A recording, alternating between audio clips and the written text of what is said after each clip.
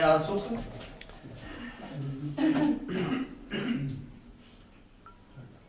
Il n'y en a plus, voilà. Ça résonne. Ils sont vides. Marié dans l'année peut-être. C'est déjà fait, mais bon. Pas d'histoire. On peut toujours recommencer une fête s'il faut fermer. Ça coûte cher un viticulteur de vendanger quand même. Avec tout ce qu'on a vu aujourd'hui.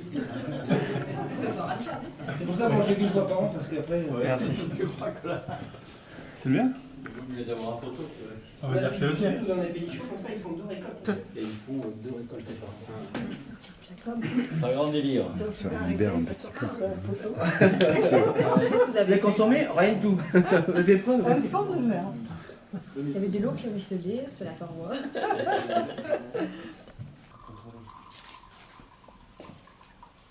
Il a été déjà mis en bouteille déjà ou il a commencé?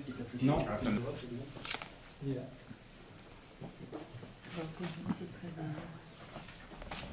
Bon, santé à tous. Hein. Voilà. À la vendange. Et vive le Crognon. Bon, déjà, une première chose qu'on peut voir sans trop de difficulté, c'est que la couleur est... Le monsieur il a dit rouge, parce que là on est d'accord.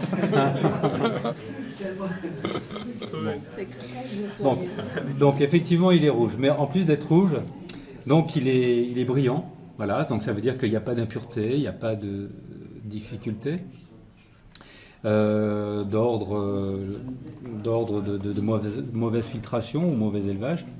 Par ailleurs, en fait, quand on veut regarder en fait une couleur et distinguer une couleur, en tout cas la qualifier, on regarde effectivement donc la couleur d'une part, et si effectivement donc la qualité de la couleur est bonne, c'est-à-dire que si elle est brillante, si elle est mate, etc. Donc là en l'occurrence ça va, c'est une couleur brillante. Et on regarde aussi l'intensité colorante, c'est-à-dire en fait bon, de 1 à 10, est-ce que c'est une couleur de 1 ou est-ce que c'est une couleur de 10? Bon, là on a une couleur pour un millésime 2012 où on sait que le millésime 2012 était pas parmi les millésimes les plus concentrés par rapport à 2010 par exemple, mais on a malgré tout donc une couleur qui est assez soutenue et que je peux qualifier d'à peu près, on va dire 8. Voilà. Bon. Oups. Ensuite, pour ce qui concerne, alors dans la continuité de la dégustation, on regarde aussi ce qu'on appelle les jambes. Voilà. En fait, ça permet d'imaginer déjà à la dégustation en bouche si le vin va offrir quelque chose ou pas, ou moins. Voilà. Donc en fait, vous avez, là on ne le voit pas trop, mais enfin, si vous mettez dans de bonnes conditions, vous allez voir que le vin laisse des traînées qui sont grasses. Et en fait, ces traînées, plus ou moins importantes, donc proviennent du sucre, précisément donc de glycérol, qui sont effectivement donc un facteur de gras, comme on le dit dans notre métier, parce que le vin doit avoir donc plusieurs qualités gustatives, mais entre autres une qui laisse donc une certaine sensation de gras, de suavité, pour compenser des sensations de rigueur, pour ne pas dire quelquefois de rugosité, qui sont apportées par le tanin. Voilà.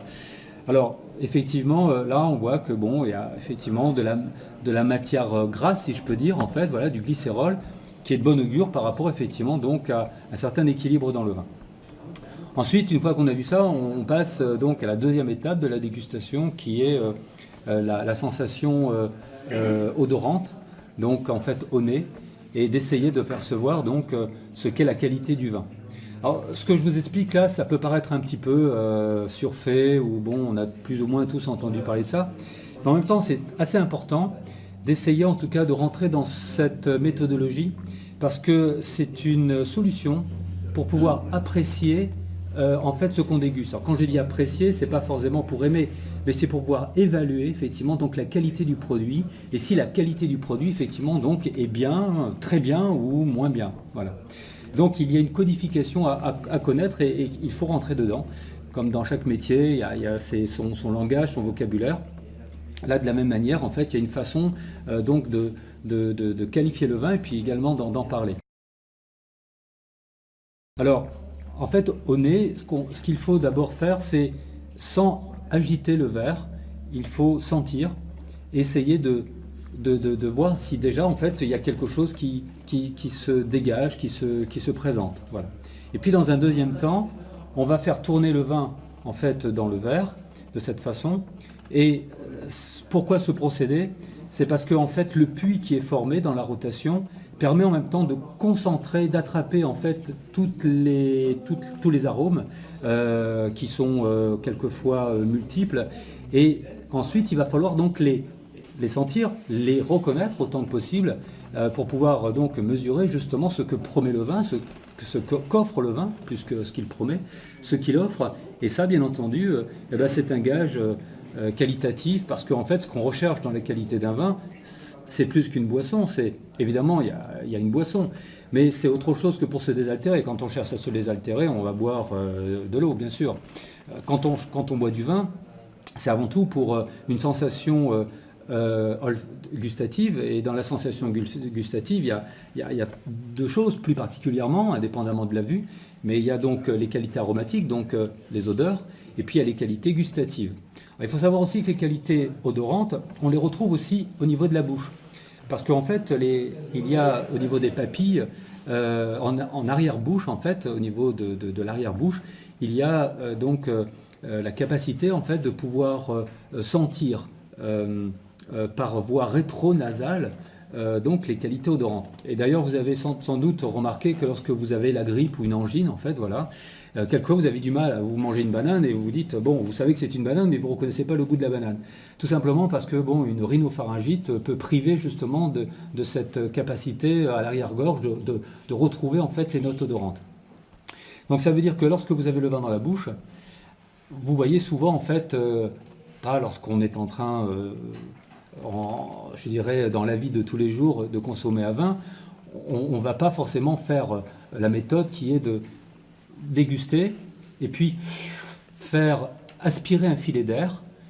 Et pourquoi on fait ça? C'est parce qu'en fait, le filet d'air qu'on aspire, en même temps de garder le vin dans la bouche et de faire rouler le vin en fait dans la bouche, ça permet d'oxygéner le vin. Et l'apport d'oxygène avec donc le vin, et précisément l'apport d'oxygène avec les molécules odorantes, permet, comme je le disais tout à l'heure, autant l'oxygène est un je dirais quelque part un danger, parce qu'il va favoriser en fait la perte des arômes, mais il va les favoriser tout simplement parce qu'il va les capter. Mais justement, ce qu'on cherche à faire quand le vin en fait est déjà réalisé, c'est justement de révéler ses qualités aromatiques, et on va provoquer justement cette oxygénation dans la bouche pour justement donc percevoir plus facilement justement cette lecture de toute l'expression aromatique. Alors, quand on a l'habitude de le faire, on s'en rend même plus compte. Et d'ailleurs, moi-même, quand je suis à table chez moi ou dans un restaurant, la première des choses que je fais, après avoir regardé le vin et après l'avoir senti, avec le sommelier qui est à côté et puis qui m'attend pour connaître le verdict, eh bien, je fais rouler effectivement le vin dans la bouche pour voir si effectivement donc c'est un vin intéressant. Voilà. Et c'est ce qu'on va faire, parce que vous allez voir et puis vous allez chacun dire qu'est-ce que vous ressentez comme ça de façon spontanée. Alors donc déjà, ne pas tourner le verre, ne pas tourner le vin dans le verre, juste sentir le vin en essayant de comprendre ce qu'on sent. Je vais ajouter, pour décomplexer en fait la situation, c'est que tout le monde a le droit de sentir quelque chose, même des choses qui a priori ne pourraient pas être compréhensibles. Et il y a 40% de part de subjectivité qu'on ne peut pas ignorer et qu'il faut aussi exploiter. Voilà.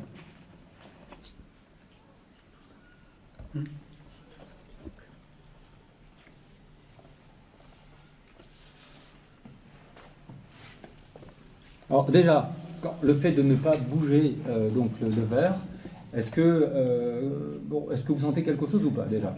Ça sent quelque chose ou pas? Ça sent, a priori. Alors la question c'est... Alors la question c'est qu'est-ce que ça sent? Alors pour aider à ça, pour mieux comprendre qu'est-ce que ça sent, donc on fait tourner le verre, enfin le vin pardon, dans le verre. Voilà. Donc cette rotation. Et alors...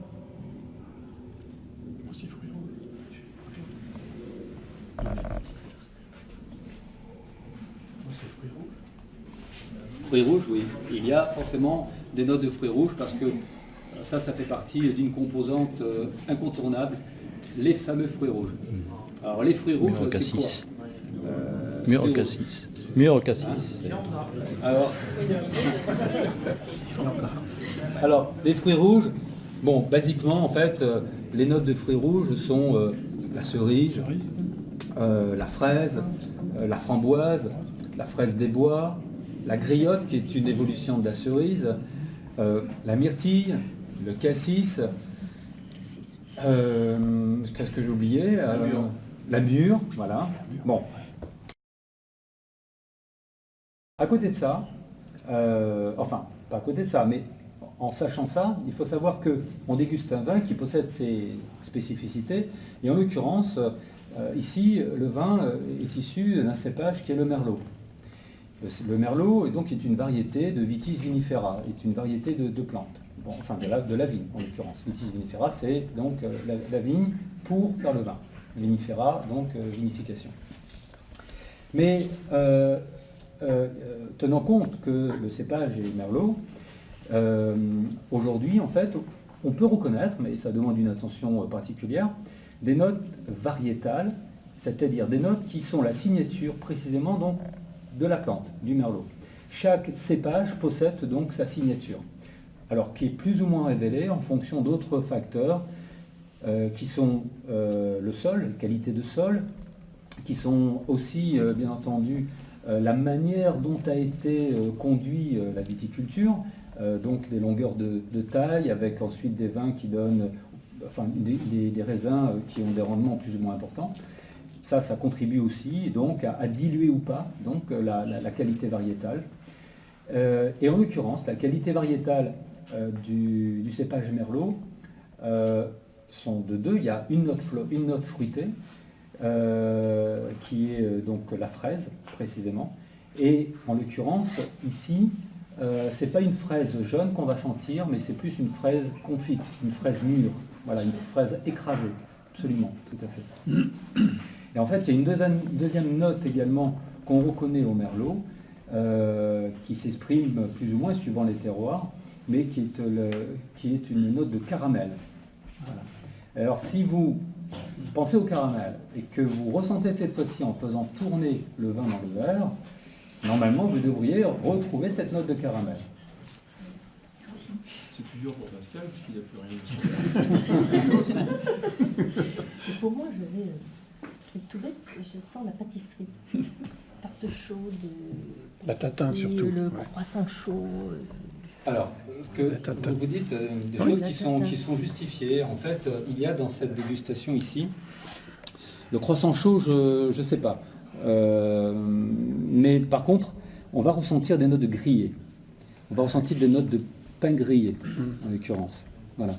Et ces notes toastées de pain grillé, c'est précisément des notes que l'on retrouve après, effectivement, donc, qu'il y ait eu un assemblage boisé.